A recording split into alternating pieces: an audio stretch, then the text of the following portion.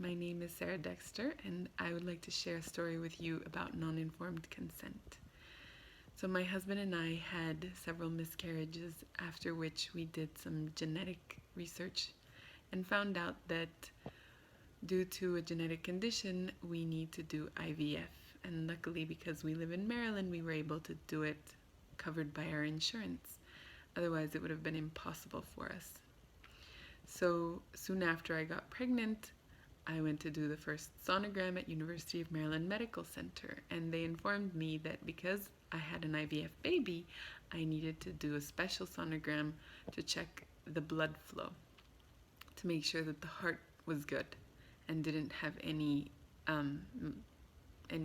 malfunctions. So I did it because, of course, I wanted to make sure that my baby was healthy.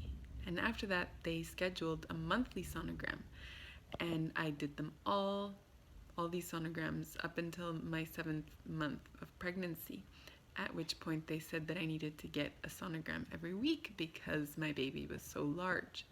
So I went and had another sonogram.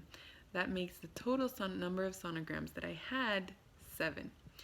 After the 7th sonogram was completed, I got my first bill, and I was very surprised.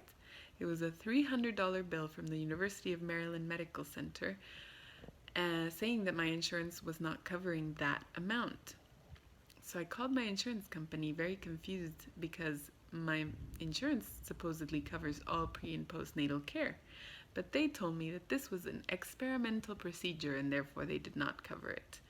And they refused at all costs. They said, no, this is not something that they are responsible for. So I called the University of Maryland Medical Center and I asked them why they had not told me that this was experimental, and they said that it was a standard procedure that they did with all of their patients. I said, why had they not informed me that my insurance wouldn't cover the cost? And they said that on the very first day that I went there, I signed a form. It was part of a stack of about 20 forms that I had to fill out, in which they said that my insurance may or may not be willing to cover these sonograms. So after a long process, I called both the insurance and the hospital back and forth, and obviously I was distraught because there was no way that we could afford $2,100 in sonograms. Our economy just did not allow it. And all of this because the University of Maryland Medical Center did not clearly inform me that the sonogram was experimental to the insurance companies, and also that it's not necessary after the first sonogram to keep having a sonogram every month.